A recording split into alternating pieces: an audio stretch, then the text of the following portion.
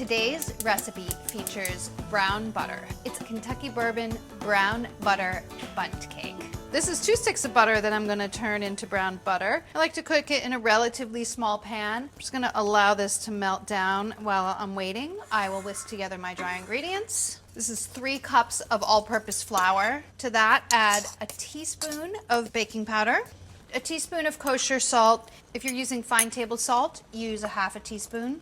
3/4 of a teaspoon of baking soda. Whisk, whisk, whisk, whisk, whisk.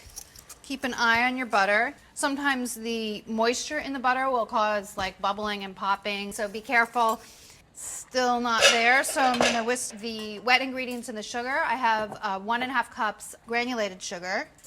To that, add 4 large eggs. Add that. A teaspoon of pure vanilla extract. Just going to check back in here. You can see that it's pretty vigorously bubbling, but it's pretty cloudy and it still looks pretty white. So nothing is toasting yet. It's just doing its thing. So I'm still waiting on that. I'm going to continue whisking my wet ingredients. The last one before the butter goes in is a cup of buttermilk. Now we just have to wait. Okay, look, you'll notice a couple things that happen right now. There's a little bit of foam on top, but there's some brown around the edges. That's brown butter. And if you tilt your pan, do this carefully, you'll see that the bottom of the pan is also covered with little brown bits. That's brown butter. Now your butter should smell kind of nutty, have an amazing aroma. And then for this recipe, you're going to want to let it cool a little, so pour it out of the pan to do that. It's basically clarified too, because there's all the milk solids on the bottom of the pan. However, you want those in there because they're flavor. So I'm going to use a spatula to scrape some of those out. Okay, this needs to cool for about 10 minutes before you add it to your egg mixture. Otherwise, it's going to cook your eggs.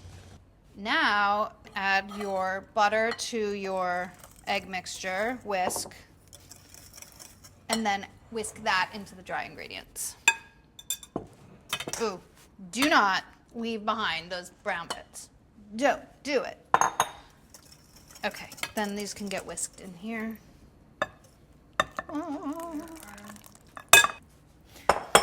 Whisk.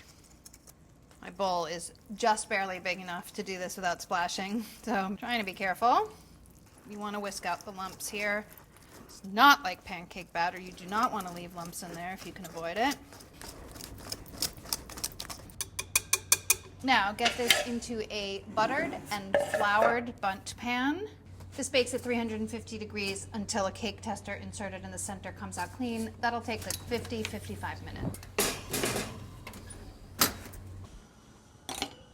Now for the fun part, guys. Well, isn't it all fun? I mean, that's why we do this, right? I have more brown butter, 6 tablespoons of butter for this glaze, and it's finished. So I'm going to take it off the heat and add 1/3 cup of bourbon. You want to be careful. It could bubble up. As you can see, it's bubbling a little. That's why you want to take it off the heat. Also, you don't want it to catch on fire. That happens. And then add 3/4 cup of sugar. So you turn the heat back on. You want to cook this until the mixture is like a thin glaze and it's translucent and it can run from the spoon in a stream. You don't want it to come to a boil, so keep an eye on it and cook it over medium heat. Meanwhile, I've taken my cake out of the oven. I'm just letting it cool for about 15 minutes. You want to glaze your cake while it's still warm, so remember that when you're timing this out. Don't worry if your sugar doesn't dissolve completely. It's not meant to, so don't be looking for that as an indicator of done. But it should be, this looks good actually. You see how it just comes off the spoon? It looks like a pretty thinnish glaze. Turn it off. Now you can get ready to do your cake. I have a skewer here. Poke holes through the cake to the bottom. This is going to allow the glaze to really go inside of your cake and flavor the entire thing instead of just sitting on top. Now you do this. Pour it back into my measuring cup because I feel like I'll have more control that way. Pour it evenly over the top of your cake. The nuttiness of the brown butter really is enhanced by the flavor of the bourbon. Okay, Now what you want to do is let this sit for 15 minutes until all of the glaze is absorbed, and then turn it out of the pan and let it completely cool. That'll take like an hour, hour and a half.